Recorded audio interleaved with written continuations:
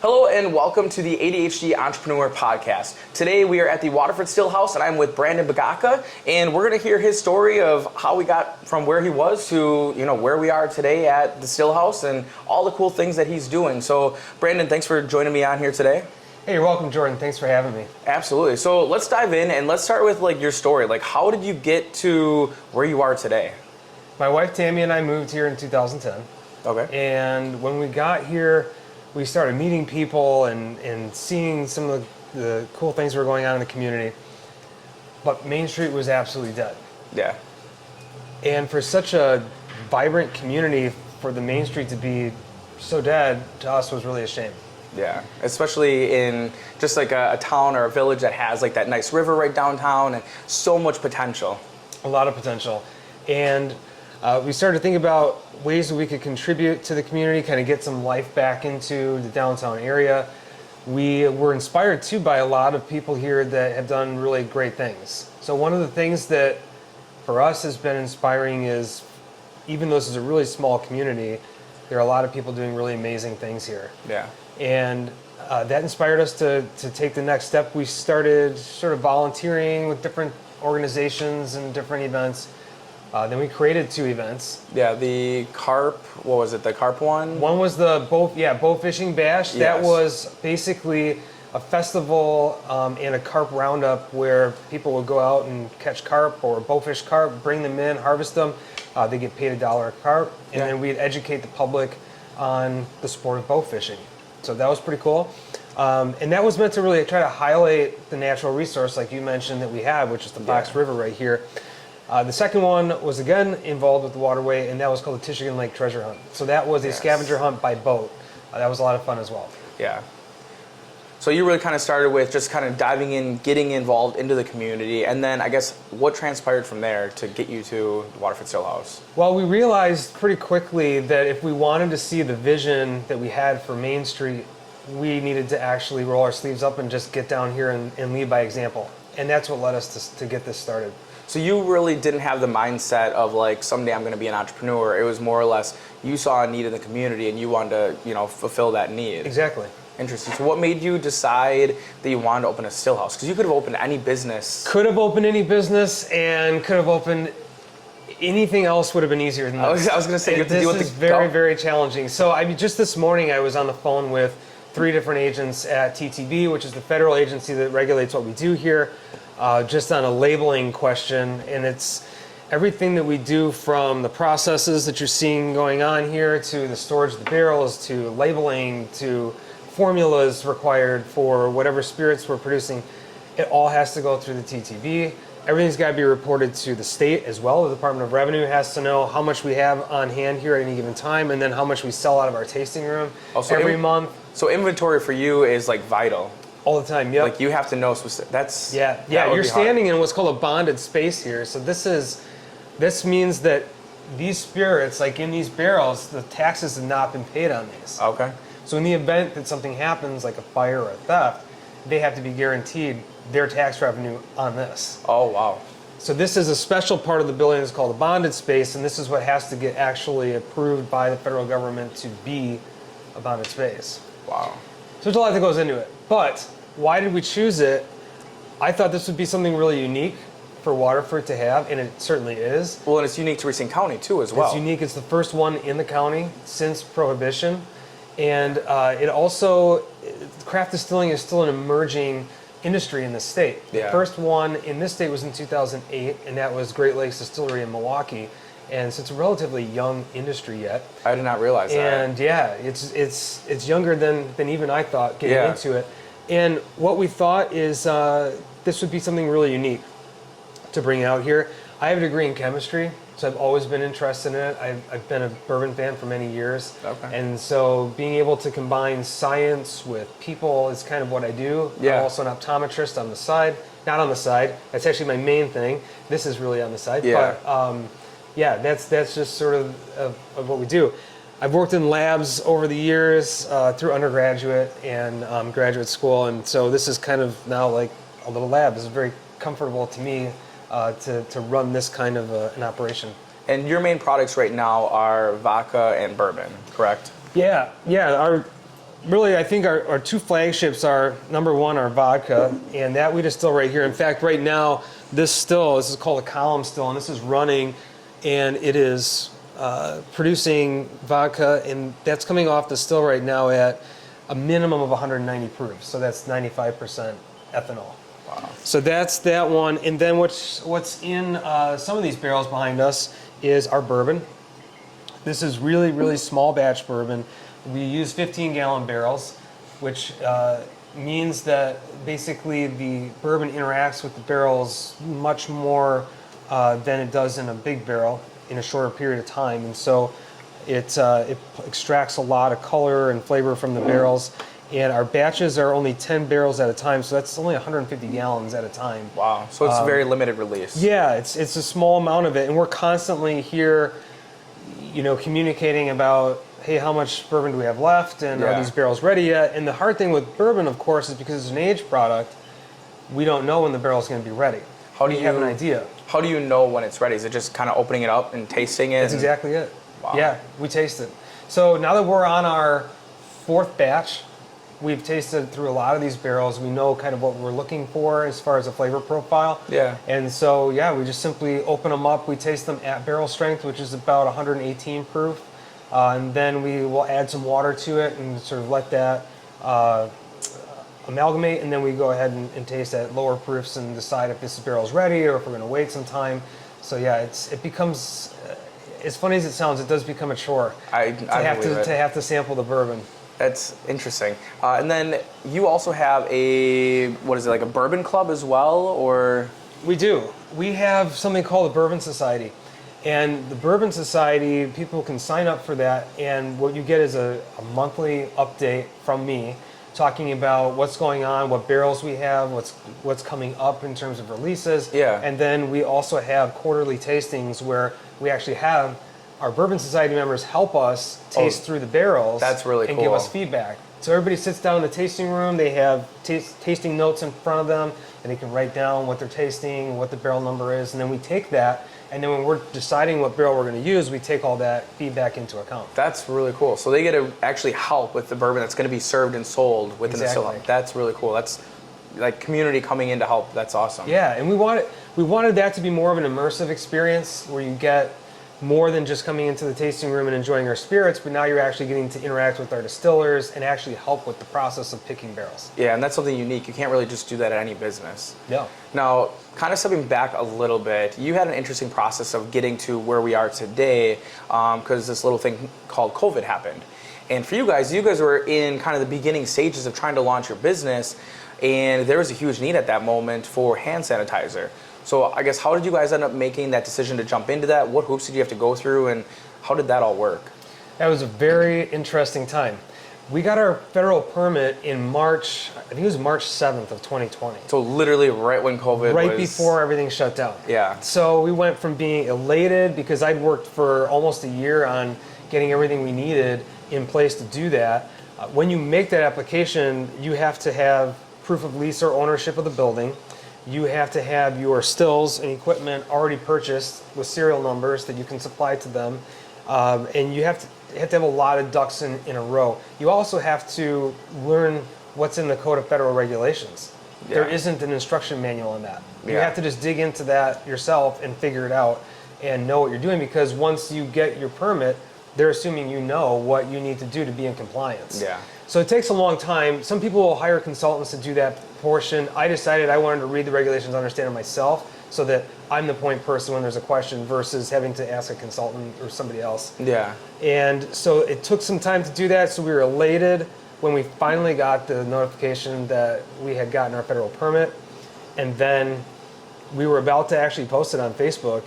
And my wife, Tammy, who's the co-owner here, she said, let's just wait on that announcement. And that was really disappointing. I believe it. Really disappointing to have gone through all that work and that being so anticlimactic. So at that point, we really didn't know what we were going to do. Honestly, like a lot of people and a lot of businesses, we didn't know what the future held. A lot of uncertainty. A lot of uncertainty. And so we had our permit, but we didn't really know what was next. We were in the middle still of renovating the building. We had to put that all on hold. Mm-hmm. Everything just stopped. So at that point,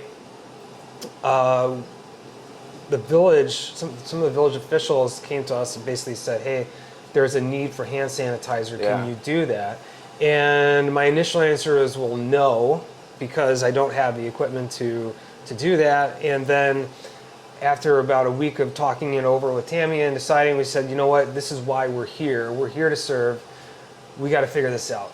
And we did. So in the process of, I think it took 2 weeks from start to finish, from the time that I said we were going to do it to the time that we were actually approved, set up, ready to go, was about 2 weeks, which was crazy. Yeah, that's insane. I can't believe the government would move that fast. Well, and that's a really interesting thing. That at that time, the FDA had rolled a lot of regulations back because there's a huge need. Right, the administration at that time had basically rolled a lot of red tape back on these types of processes to make it happen faster and get it out there because there was such a need for it. Yeah. Well, one of those things was that the FDA granted a blanket approval for distilleries to do hand sanitizer if they all used the formula that they prescribed. Oh, so they had the formula ready for you. Exactly. So all you had to do is follow the instructions to... Exactly. That's pretty It had cool. to contain water.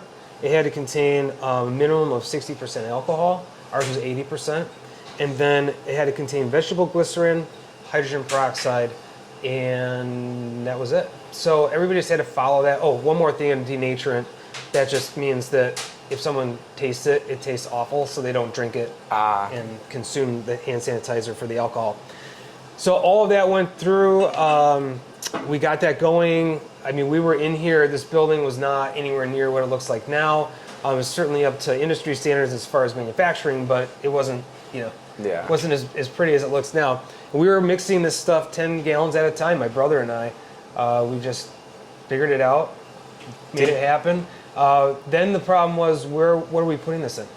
Mm-hmm. So at that time, too, if you talk to any supplier of plastic packaging, they were all locked up. Correct. It was... They had their current accounts, and they were going to supply them. They weren't taking any new customers because they had no idea when their supply and inventory is going to run out. I mean, this was just the very beginning of the supply chain issues. I remember having that issue with trying to get mason jars in the beginning for Kravings. Yeah. That same exact thing because they Really? didn't want to. Yeah, they at Uline they would not give it to any new customers that didn't previously order them, and so that's what for me it changed the whole direction of Kravings to mason jars for everything to plastic cups. Yeah.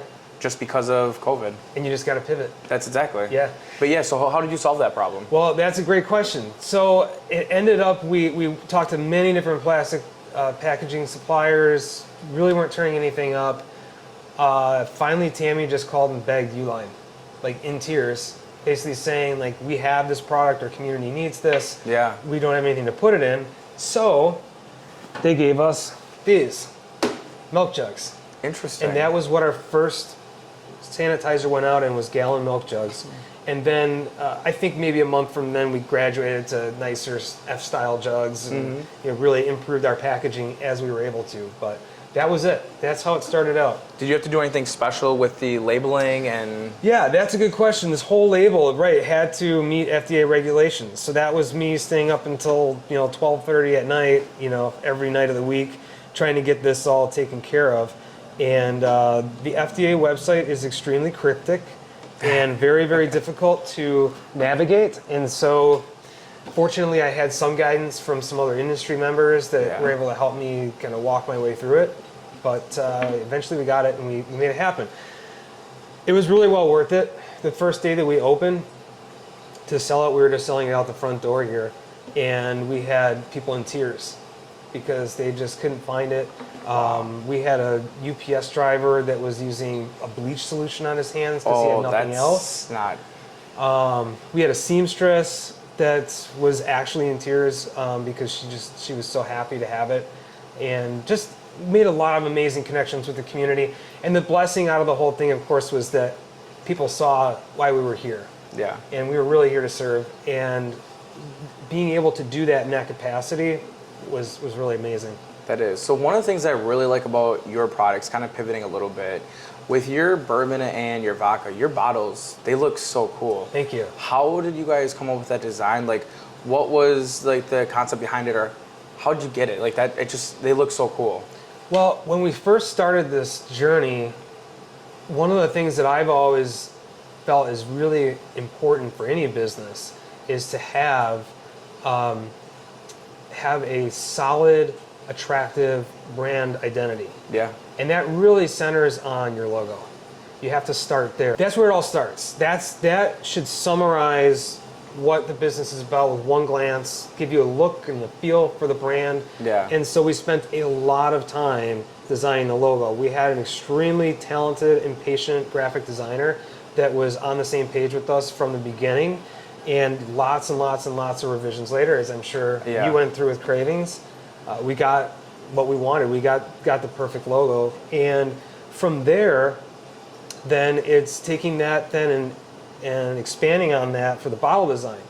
And we were fortunate enough to end up with, to work with somebody out in Fort Atkinson at a company called Ink 360. So what they do is they screen print bottles, mostly for businesses in the spirits industry. Interesting. And we had decided on screen printing over hand labeling just because it was actually more economical and less time consuming. And there is a woman there named Leah Fanning, who is actually also now our distributor, our first distributor. Oh, that's awesome. That she is just extremely talented and had the same vision and helped us design those bottles. Yeah, because they look awesome. And so you kind of mentioned a distributor. You guys are starting to get those on shelves in other businesses as well. Right. Now, was that part of your plan in the beginning? That is a great question. And the answer is no. Okay. When we first, to kind of go back, when we were first looking at opening this, we basically did a feasibility study of our own and looked at it and said, okay, how does this work around the state? Mm-hmm. What are people doing? What are the good things that people are doing? What are the things that maybe aren't working? And what's our niche in this industry going to be? How is this going to look, basically? Is this going to be a giant facility that's cranking out 500 bottles a day and we're just doing distribution? Or is this going to be more like what you see here, a really small, hands-on, boutique type of a distillery where we're producing small batches of spirits? Distribution wasn't part of the plan from the standpoint that what we saw with a lot of different distilleries is that they assumed that there would be demand for their product on the shelves at liquor stores, grocery stores, and that. We saw at least one that they went through all the work of producing that product and the demand simply wasn't there. Mm-hmm. So my thought was, let's not rely on distribution. Our model, our goal with this business was to basically have a central gathering place for the community, a place to sort of ignite some excitement on Main Street. So really the focus was by nature then really more on the tasting room than on getting bottles out of here. And by doing that, you're creating a brand around it. You're creating brand awareness. You're getting people that want it in here, and if they want to go buy it somewhere else or have it at, say, Spanky's or wherever, they have those options. So what ends up happening then is, as a result, now that we've created that experience and we have that name and that brand out there, then you start to have some demand. Mm-hmm. And fortunately, we have people like Matt Allen at Spanky's that said, hey, I want to have your vodka at our place. Well, the next hurdle there was getting a distributor to actually carry it. Yeah. Being so small, most of the distributors in the state really don't have time to deal with us. Yeah. And it makes sense. I mean, just from a standpoint of dollars and cents, they would be moving so few bottles that it doesn't really make sense for them to work with us. So after we had tried working with one of Matt's distributors, and it had been a year before we still haven't heard back from him. It's almost 2 years now. Wow. You basically say, how are we going to do this? Well, at the same time, serendipitously, Leah, who was doing our bottles for us, was working on getting her distribution license. That works out perfect. You already have a good relationship with her. She understands the brand. Yeah. She's been there with us since the beginning, and so it's really a match made in heaven. So she started a company called Artistic Spirits, and we're pretty certain she's the first female to own a distribution company in Wisconsin. That's interesting. And the way that, I guess I should also explain, the way that it works in Wisconsin, it's a 3-tier system. So basically, you can be either a manufacturer of alcohol, you can be a distributor of alcohol, or you can be a retailer of alcohol, but you can't be more than one. Which is so weird. It is. But there's obviously reasons behind it and everything, and that's a whole ball of wax and Yeah. rabbit hole that we don't need to go down Yes. right now. But suffice to say, we can sell our bottles here on site because of a statute change that was made that allowed for that. And without that, there's no way we could even make this work. Oh, because wow. we wouldn't be able to distribute enough bottles on this small of a scale to make this financially Yeah. viable. But having a tasting room where we can offer cocktails and bottle sales, that helps to actually make this work. Interesting thing, just an interesting note, is that the statutes don't actually address when we can sell. So technically we can sell liquor 24/7. That's interesting. Yeah. That's a really interesting Very thing. interesting, Wow, yeah. especially for how strict they are with some of those rules. That's Exactly. surprising they never addressed that. I believe it just wasn't addressed. Probably. So, Hopefully they don't see this and go yeah, at right, any exactly, time. yeah. But yeah, I just got an email this morning. They are trying to modernize the statutes now. Distilled spirits in the state, like a lot of other states, were really kind of the redheaded stepchild Yeah. of alcohol. Because it's different than, like, I would assume, like breweries that are brewing beer and all that, completely different category. Yeah, the rules are much more strict for distilleries, both Oh. at the state and the federal level. And one of the things that we deal with here is that we can't self-distribute. Yeah. So breweries and wineries can self-distribute their products up to a certain amount without involving a distributor. Oh, wow. So that's another layer to Yeah. that whole thing. And distilleries cannot. I can't distribute a single bottle. Like, I can't take a case of vodka from here and go over to Spanky's. That would be illegal. Which is so stupid because it's right there and it's just a convenience, like extra cost and Right. But that's, I mean, part of having a business. You have all It those is. weird nuances that You have to learn, you yeah. just don't know, and the consumers don't ever see that side of it. Right. And the problem is that something like that for a business our size, it's really sort of an anti-small business Yeah, it is. rule. Because at our size, when I have a big distributor that won't pick me up because it doesn't make sense for them financially to do so, then what am I supposed to do? Yeah. If it wasn't for Leah, we'd be dead in the water as far as distribution is concerned. Thankfully, we have her. Yeah. But I did receive an email this morning. There is some legislation that's hopefully going to be introduced soon where they are going to try to change. That's one of the changes that's being proposed. That would be in nice. Wisconsin. So, talking about getting your product out there, you guys have a really cool and interesting product. What do you guys do marketing-wise to try to push your brand out there? One of the main things that we focus on is brand loyalty and also word of mouth. Okay. So even in this digital age where social media it's the primary marketing tool for most businesses, word of mouth really still is the most effective form of marketing. Yeah. So it starts with giving your guests an experience that they want to share with other people. Yeah. And also giving them a product that is quality enough that they want to share that with other people. We get people telling us, or we see pictures that come in of people taking our spirits on vacation with them or to visit relatives. That's really to cool. visit friends, and they're sharing this piece of Waterford. And it's really neat for us to have a product that's produced here, then that goes out into the world and that people see and interact with. And as far as getting, as far as marketing is concerned, then the other thing is really, I think it's really important to have a face to your brand. I feel like it's important that people know who's behind the brand. Mm-hmm. That's why if you look on the back of our bottles, you'll see that we have Tammy and my signature on there. I've never noticed that. That's really cool that you do that. So that you have the name to go along with it. And then social media, what's nice about that is, of course, you can use that to have videos and pictures that help people to see who you are. Yeah. And the more that people see that, I think that's, for us, at least that's our strategy, is for people to know us. Otherwise, it's just any other bottle on the shelf. It might look nice, but what's the story? Who are the people behind it? Yeah. Why do you want to support this company? Yeah, and that makes sense. People want to buy more than a brand. There's tons of brands out there, like, Walmart and whatever. There's all those brands out there. But yeah, like you said, people want to buy that, small brand that they can actually connect to because there's a face to it. So how do you, as you move forward, how do you keep your business evolving and changing? I think one of the things I saw is that you are looking at adding flavored vodka. So is that something that's in the lineup coming soon? How do you keep evolving?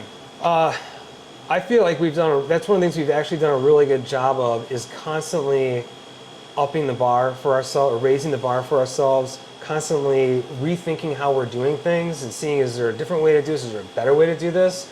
And always keeping in mind that our goal really is to serve our guests, and that the things that we do really need to be centered on elevating the experience we're providing for them. Yeah. One example would be when we first opened this tasting room, it was really impromptu actually.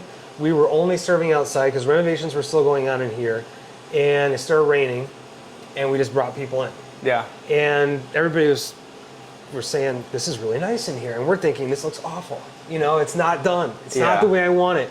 And that's, I'm going to take sort of a tangent there, and you've learned this too. You have this vision in your mind. You want things to be perfect. You're going to open your business. Everything's going to be right there, ready to go. It never happens that way. No, it never does. Or rarely, at least. Yeah. And that was one of the lessons we learned, is really to be okay with things not being 100% perfect the way you want them on day one. Yeah. And you can work towards getting there. And you will work towards getting there. And that's a great example. When they first came in there, it wasn't what we wanted them to experience, but they were still happy with it.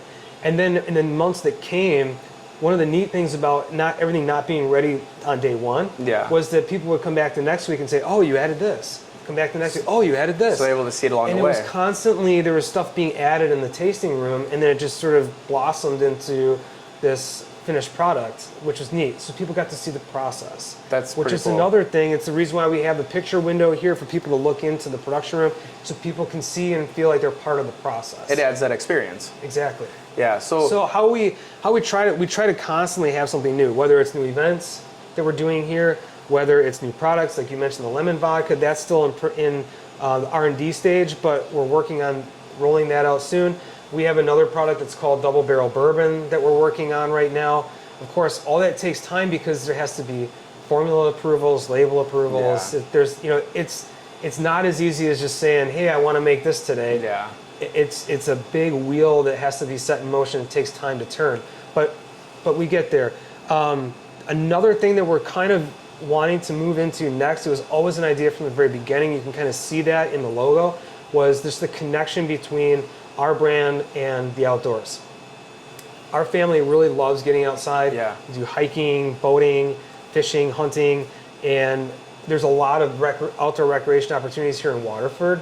We have a beautiful county park at Waterwitz. We've got the river. Obviously, we talked about that before. There's lots of great opportunities within 10 minutes of here to recreate. So we're going to start rolling out some different opportunities for people to get together with other like-minded people that enjoy our spirits in the tasting room, but then also have some outdoor experiences together. Yeah, it seems like a lot of the events you've done are really kind of catered to the outdoors. So yeah, that's awesome. So with doing some of the things that you're doing, when you got into the business, because this is something, I think one of the things that stops a lot of people from starting a business is they're worried about not knowing everything, every little detail, knowing everything, jumping into it. For you, kind of looking back, when you jumped into this business, do you feel like you knew everything going into it, or do you think that you kind of learned a lot of it along the way? Like, what advice would you give to somebody that's starting out? Definitely the latter. I learned most of it along the way. Okay. There's a certain, and it depends on what industry you're in, what kind of business you're opening, but for me, I had to have a certain level of base knowledge as to the regulations, right, to even open something like this. So that's a little bit different from your standard. Yeah. If you're opening a food business, that might be knowing all the health codes and health department codes and all their that. nuances. Yeah, all of that. So every industry has that. It's just what does that look like? The base level that you need. You don't want to be reckless in terms of just going in and saying, well, I'll figure it out as I go, right? I feel like there needs to be some base knowledge, but then also you really have to be okay with not knowing everything going in. Yeah. And realizing you're going to learn the most from doing, and even more than doing, from making mistakes. Because that's where you learn the most. That's when you make mistakes, which you will make, and you have to be okay with that. Yeah. I'm a perfectionist. I have a really hard time with that, and so that's probably my biggest weakness, actually, as an entrepreneur, as a business owner, is not doing something because I'm afraid it's not going to work, or that there's going to be a mistake made, and that holds me back a lot. That's a lot of people, though. A lot of people are afraid to get into business because they're worried about failing. They're worried about what their friends think, what their family thinks, what random people think, because they don't want that failure to show up rather than just doing it, and you're doing more than that other person's doing anyways. Right. Yeah, and the other thing I would say, number one, and I kind of talked about this before, when we first started looking into this, the feasibility of doing something like this, I looked for who else is doing it. Yeah. Who else is doing this? And I found somebody by the name of Peter Nome. He owns Northern Waters Distillery. That's up in Minocqua. I just happened to be searching the internet and came across that he had a distiller for a day program. And for $250, I could go up and spend the day with him and ask as many questions as I wanted. That is cool. And it turned out to be an incredible blessing. And he turned out to be not only an incredible resource and mentor, but also friend. So he had a really similar size footprint to what you see here on a main street on the island, actually, if you're familiar with Minocqua. And so I got there and I looked around and I thought, wow, this is about the size that I'm thinking. And by the end of the day, having worked with him, asked him questions, driving back, I called Tammy and said, we can do it. If we want to do this, it's possible to make it happen, because I've seen what he's doing and we can definitely make that happen. So the next step for us was we spent the next probably year just traveling around the state, talking to as many people that would talk to us, visiting distilleries, looking at what they were doing. I would say that's another thing that is critical to success, is if you're trying to start a business, particularly in an industry like this, go out and figure out what other people are doing, make connections with others. Especially in this industry, people are so willing to share information and success and failure and help out. We've gotten a lot of help, and we've saved a lot of time and a lot of money by listening to what other people have to say. Which is awesome you have that resource available to you. Now, if you're looking, say, 5-10 years down the road, what are some of your guys' big goals kind of going down the road of where you want to be with Waterford Stillhouse? We always had 3 phases that we had envisioned. This is really still the feasibility phase. This is phase 1. This is still proof of concept in our minds. Even though it's been extremely successful, it's doing really well. We're conservative on everything. Yeah. I mean, we really hedge our bets at all times. And so we're kind of still making sure that everything is running smoothly here and that we're getting all the kinks out here before we try to move on to the next phase. So phase 1 was distilling vodka on site from grain neutral spirits and then contracting our bourbon with another distillery. That means that they basically do the runs on their stills with the mash bill that we specified, and they fill the barrels that we pick, and then they age it, they store it for us, and then when it's getting close to being ready, we bring it down here and do the final tasting. We dump the barrels, proof it down, and bottle it. That was phase 1, is we were just going to start with a small tasting room, small production room. Another lesson that we learned and that we saw is that, especially in a case like ours where, I mean, we don't have millions of dollars to play with, and we were really starting on a shoestring budget. We bootstrapped this for the most part, and so when you're doing that, starting small is all you can really do. Yeah, and you're pinching pennies along the way. Absolutely. But starting small, there's nothing wrong with starting small, and then being able to get that proof of concept down and be able to expand from there. It gives you time to think about what that next phase will look like. So the next phase for us is to have an off-site production and storage facility. That would be a place where we can keep all of our barrels, because right now most of our barrels are stored up at another distillery in New Richmond, and we have to bring them down, and there's shipping costs involved with that, and it's sort of a pain. So we want to have off-site storage, and then also have off-site production where we have bigger stills, and we can start actually running our own whiskey and making our own whiskey. So that was always phase 2. Yeah. And we're working towards that right now. Phase 3 really would be if we could have essentially land where we could do, farming of the grain, and then have the storage facility and the production facility there, and really kind of have an all-encompassing, from farm to bottle type. So you want basically to vertically integrate of being able to do almost the whole process. Right. That would be really interesting. Yeah. And who knows what that looks like? We may never get to that phase, because you never know, and you have to pivot and you basically have to also react to what your guests are demanding. Yeah. And what the community is demanding. And the economy. Yeah, there's so many factors that go into that. Now, do you anticipate ever having multiple locations, or is it more kind of see what happens? We've discussed the idea of doing a second location that will basically be a similar footprint to this and really run very similar to this. We're open to that possibility. And it's just another thing that we always talk about. You never say no. You always leave the door open. You never know what opportunities might be there. Yeah. And so that's one of those opportunities that's out there. Yes, we may be able to just replicate this in another municipality. Copy and paste. And do that much like you've done with Kravings. Yeah.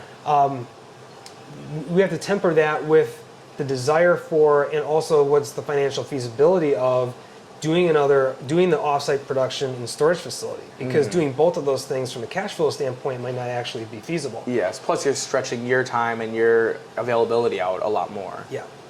Yeah. Yeah.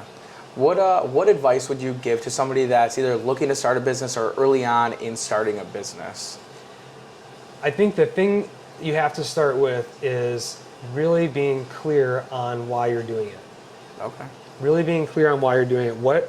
Having your mission up front right away from day one, because as you go through this process, you're going to be pulled away from that in one way or another, whether it's financial difficulties, whether it's challenges with people that work with you, all the different things that come up. You're going to constantly be tossed and turned, and you have to be able to hold on to, this is why I'm here, this is why I'm doing this. Yeah. And then you also have to be able to get the people that are working with you to see that vision and share that vision. And when you do, then no matter what kind of storms come your way, you're going to stay focused, you're going to stay grounded on that vision. That would be the number one thing. Why are you doing it? Why are you getting into this? Because you're going to dedicate a ton of time into this. Oh, yeah. And the other thing is that people need to see that vision too. Your guests need to see that vision too. When we started out here, just a thing to talk about, because I haven't addressed it yet, is how important it is to get good people working alongside of you. Yeah, you had a really interesting story about that, actually, about how you ended up getting, do you call them bartenders, or what do you call Servers. Servers. Yeah. How you got your servers. That's actually really interesting if you want to touch on that. Well, and we call them servers, and I'm always particular about the kind of language that we use when we talk about the people that work with us. So we have people that will work with us, not for us, number one. Okay? And when you look at it that way, these are people who are coming alongside of us and helping us with our vision versus just somebody that I'm paying to open and close and serve drinks. And the importance of that is that they feel connected, and they should, because they're a huge part of our success. They're a huge part of what we're doing here, and they're a huge part of the reason that the guests come. The guests come to interact with our servers. Yeah. And so the way that started, the way I thought about it, and this is a unique type of a business where we have, on Wednesdays and Thursdays, for example, we're only open for 4-hour shifts. And so I wanted to have, if we could, a lot of part-time people that were working only maybe 4 or even 8 hours a week, so nobody was working Wednesday through Saturday and getting burnt out. Yeah. That people would come here. My vision was that the people that work with us would come here and they would be happy to be here because this is their night, kind of like a night out, where they get to interact with people, and that's really how it's turned out. Fortunately, it's worked out really well for us. Most of our servers started out as guests, which I think if you can make that happen, that's the best way. Because they believe in your product already. They basically came in, had the experience, and now they want to be a part of delivering that experience to somebody else. Exactly. And that is, to me, in the service industry, that is the perfect motivation for someone to be here, and we're very blessed to have that. Yeah, it's very unique. Like, you don't ever hear that with most other businesses. So that's awesome you can do that. I think it creates a better experience for the guests that come in, and like you said, it's better for the servers as well because they're not beat up being here all the time and like dreading coming to work. It's a fun place to work. You get to play with vodka and bourbon all day and come on drinks and talk to cool people and just have a good time. Like, that just seems like it'd be a fun job. It is, and another cool aspect of it that drew me to it. I remember as a kid going out on a trip to Pennsylvania, and we went to the Utz pretzel factory. If you're familiar at all with the Utz brand, we took the tour, and you walked along and looked through the picture windows, and you could see where they were making the pretzels and the potato chips and that. And then you ended in this retail room where you could sample the different stuff, and then you could buy bags of chips. Yeah. And I think that really stuck with me. I was really impressed by that. I really loved being able to see the process and then see the product. Yeah. And that's really, I hadn't really thought about it until one day I was in here and I thought, I wonder if that's part of why I ended up doing it the way I did it, subconsciously. We have the windows so that people can look in and see the process. I think that's really, really cool. And we have the tasting room laid out. If you have a chance to come here, that was all intentional, the way that was laid out. People walk in, you can immediately look to your left and see where the product is made. You can look straight ahead and there should be a server greeting you. You can look to your right and see that's where you're going to sit. And then you can look to the back of the room and see that's where the bathrooms are at. We wanted people to be able to come in and within 10 seconds know where everything was at. So you really thought everything out from the guest experience of walking in the door. Right, and we really wanted to highlight the mix between the service industry and the manufacturing industry, which is what makes this business really unique, and this industry really unique. Yeah. Where you have basically the process going on one side, and then you have the serving of the products on the other side. So one thing that I think some people would view as a challenge as a business owner is, how do I start this business? I have a job, I have young kids, and kind of going down that road. For you, you've done it. Like, you have a job. I think Tammy also has a job. You have 3 young kids, yet you started a storefront business that is a service type business that, I don't know, I think a lot of people would view this as a challenge. Like, what do you tell those people? Like, how do you balance your time with managing all of that? It's difficult. Yeah. It's very difficult. And you have to be very intentional about the time that you're spending with your family, with your spouse, with the business. And you have to try to be as organized as you can be. I'm not as organized as Tammy. And so we work very well together because she helps to keep me on track, helps to keep me organized. And that does help with that process. One of the things I think that also is, don't be afraid to ask for and to accept help. Yeah. When we were starting here and people saw the situation we were in with the hand sanitizer, and then we had all kinds of trouble with renovating this building and our contractor, and people came alongside of us and said, I can help you with this, I can help you with that. And for us, it's difficult because we're doers. Mm-hmm. We want to be the ones helping versus the ones that are on the receiving end of it. But at some point, we sat down and said, these people want to do this. This is something that gives these people joy to be able to help us with this, and we need to let them do that. And the amount of support and help that we received, just the 2 of us, I don't think we would have been able to do it. Friends, neighbors, people that work with us, all these people doing it, really the community as a whole supporting it, there's no way we could have pulled this off without that. But you do have to be very intentional about the time that you spend. Another thing you have to be intentional about is spending time in the business when it's open, interacting with guests. Yeah. And so even if that's coming down on a Thursday night after the kids are in bed for an hour and interacting with the people that are here, we try to do that as often as we can, is to be down here, and which is challenging because as you see, like on a Wednesday like this, we're here all day working.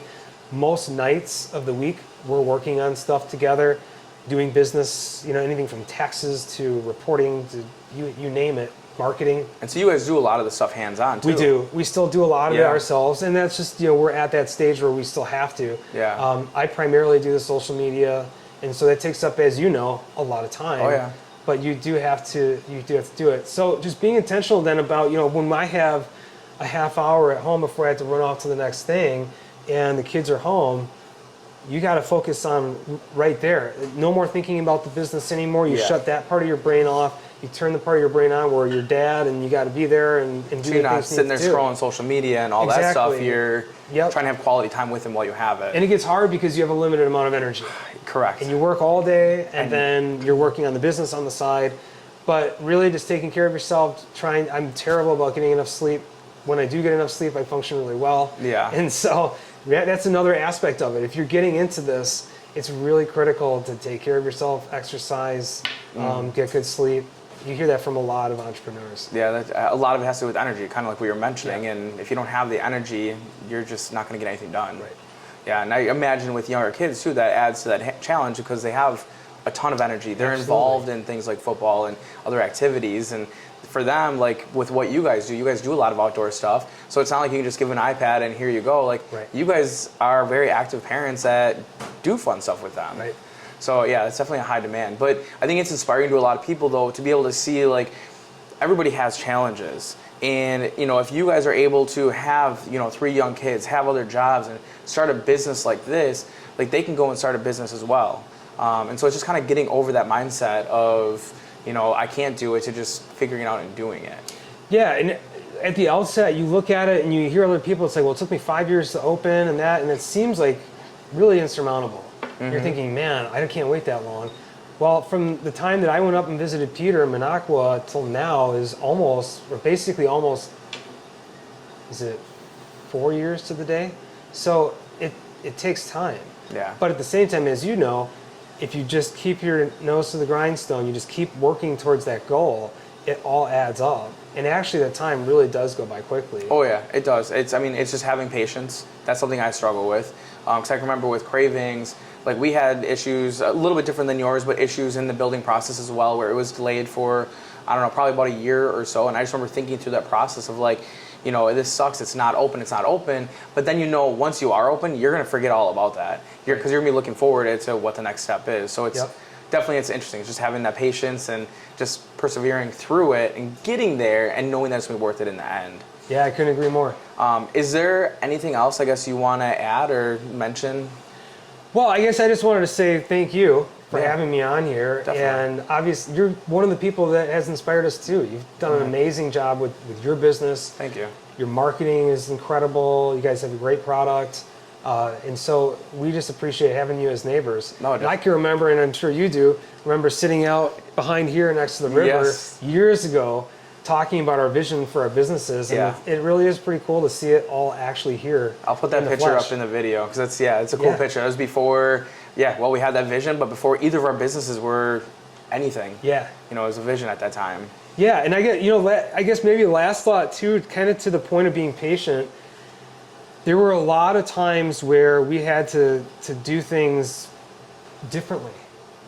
You know, when we had originally looked at what building this was going to go in, we were insistent that we wanted it to be on the water. Yeah. And you know, the only building available at that time was the firehouse, which was not for sale, was for lease. And really big. And really big, and a huge build out cost. And we looked Yeah. at that and we said, this isn't going to work. And there weren't any other locations. We actually went for months where we had actually shelved all the work we had done and just said, we don't have a location, and so we're not doing this, at least not right now. And location, of course, is a whole other thing that we can talk about. It's critical. Yeah. Absolutely critical. And so for us, we were willing to wait. We were willing to be patient until we found that location that was actually going to work for the business and not force that. And the way that this building came about, it was not actually for sale. And we happened to be in here. Tammy's aunt actually worked in here. It was a flower shop. Wow. At the time, we were down I here. kind of remember that actually now, yeah. For the I think it was Chrissy's Flowers, if I remember It right. was Chrissy's Flowers, exactly Yeah. right. And it was at the Moms on Main event Yeah. down here. The Main Street was all torn up. It was Yeah. all dirt. We're walking down here. We came in to say hi to her aunt.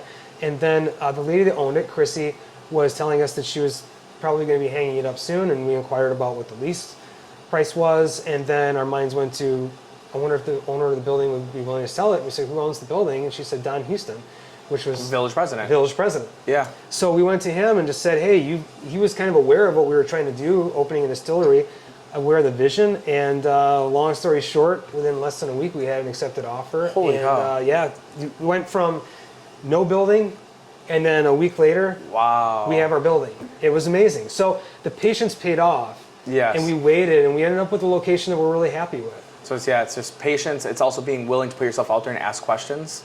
Definitely. Because that's the big thing. If you wouldn't have asked, Absolutely. it would have never happened. So it's crazy. It's crazy to think how what feels like a very small moment in the moment transpires into literally this. And it's not even just that effect on you and Tammy and your kids.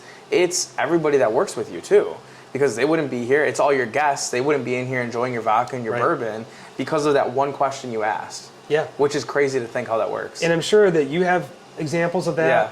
Other business owners have examples of that. Where, yeah, that's a really good point. Just asking the question or just exploring the possibility. Yeah. I've learned, it's with those kinds of things, throwing stuff up to see what sticks is not bad in that particular arena where you go, this might be crazy, but hey, this is what I'm thinking. And a lot of times the person on the other end is like, that's not actually that crazy, and yeah, we could do that. Exactly. And if you keep yourself open to that, that's really important. That's something that Tammy's taught me over the years. I tend to be someone that just go, yeah, we can't make that happen. No, they're never going to say yes.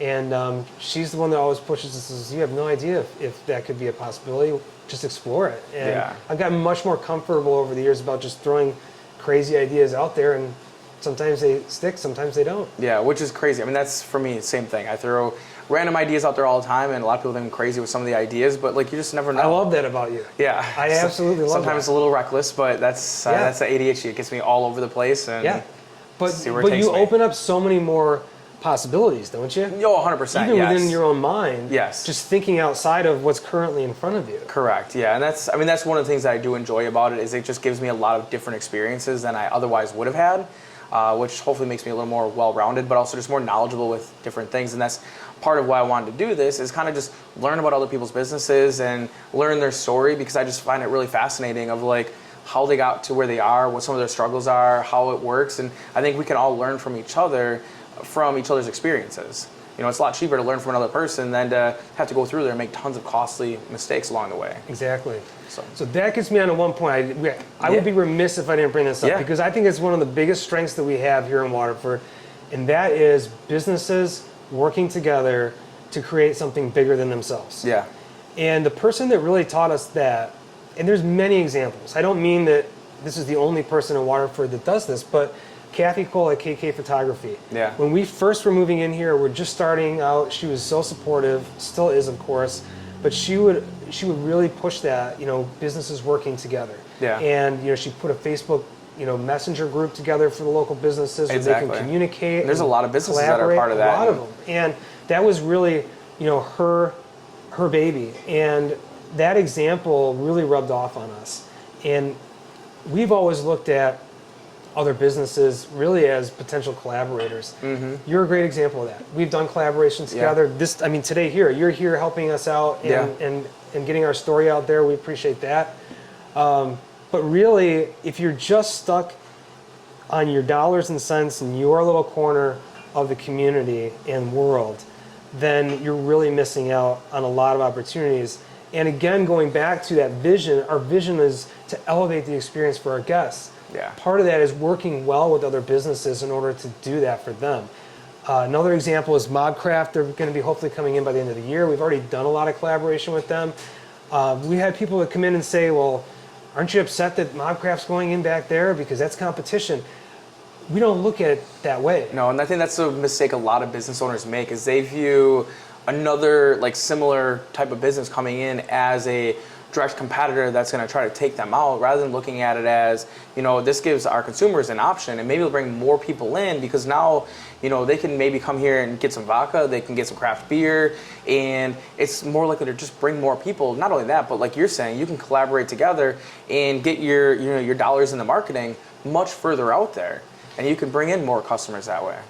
You have economy of agglomeration, that concept, right? Where when you have a gas station, there's usually another gas station across the street. Yep. You have a McDonald's, there's usually a Taco Bell or a Burger King very nearby. People like options. Because they like options. It's that psychological thing behind it of, if you have options, no matter, even if they know what they want, they're more likely to go where there is more options. Because they know there's options there. Yes. So if there's a distillery here and there's a brewery back there, let's say somebody else opens a distillery down the street, now this becomes a place where you can go and have options for craft beverages. Exactly, and you can market it that way. I'd much rather have that than it just be us here. Yeah. Believe me, because it's that gives us the opportunity to create something, again, bigger than ourselves and elevate the experience for the guests.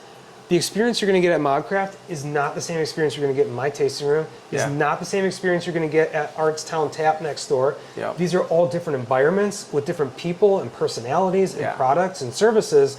They're all different. Yeah. And to reduce it just to, well, that's a place to go to get a drink, it's not really an accurate assessment. No, exactly. Not only that, but the other thing that kind of comes to my mind too is, even if let's just say other still houses came out here and you're not collaborating with them, and let's just say there is something where you guys just aren't working together for whatever reason, the thing it's going to drive you to do, it's going to drive each of them to elevate their game to provide a better experience for the consumer, which in the end, the consumer wins and the businesses win because it makes you become a better you and a better business in what you're doing. Yep. So in the end, no matter what, competition is a good thing. It's just a matter of which way it goes, but you can either work together and elevate everyone together, or it forces you to, by yourself, become a much better business so you can, get consumers coming in and checking out your product. Yeah, a rising tide lifts all boats. That's the way we've always looked at it. Yeah. Particularly in a small town like this where you have really a very small economy and not a ton going on yet. Yeah. We're working towards that. But when you're in this position and what we need more than anything is growth, then you have to work together or else there's no way you're going to grow. Yeah. And we've received a lot of positive feedback from our guests. They love seeing when we collaborate with other businesses. They just do. Because one of the things that puts out there first and foremost is that you really are putting the guests first and not the bottom line. Yeah. You're saying, I want to provide something special for our guests and I need to collaborate with another business to do so. Them seeing you wanting to help another business succeed and ultimately provide them a better experience, it's a win-win, and that's what we always look for as business owners personally, is we look for win-wins. Yeah, I guess one thing to kind of end this all on is we're in the beginning of 2023. Your busy season really hasn't started yet. What are you most excited for looking forward in 2023? So much stuff. We have our upstairs seating area that we're going to be opening soon. We're actually rolling an escape room out in there in a couple weeks. Which is going to be so cool. Again, just always trying to do something new, something fresh. We have that. I can't wait to get the patio back open again, get the outdoor seating, just warmer weather in general. And just, in the summer, of course, there's just generally more foot traffic. There's more outdoor recreation going on. I'm really excited about that. I'm really excited about the direction that our distribution's going. It started out with just, Spanky's was our first place, which is a really cool designation for them. Yeah. And then it's just sort of slowly building and building. Our most recent one, we're going to be at Racine Petro at 20 and 94. Which I saw. That's cool, because that's a huge gas station. And it's an awesome gas station. It's not even just a gas station. It's a gas station with tons of restaurants in there. It's a work of art, in my opinion. It's beautiful. I mean, they have a really nice rooftop bar. They've got, restaurants in there. The decor is really cool. Yeah. Lots of really cool local products. And so to be there for us, because we are a little bit choosy about where this product goes. It's a premium product. It's something that represents our community, and we want it to be in places where it can be as impactful as possible. And that's one of those places for sure. Yeah, that's awesome. Well, thank you so much for being on here. I appreciate it. Yeah. Awesome, Jordan. Thank you so much. Thank you, and thank you guys for listening. I greatly appreciate it, and we'll see you next time.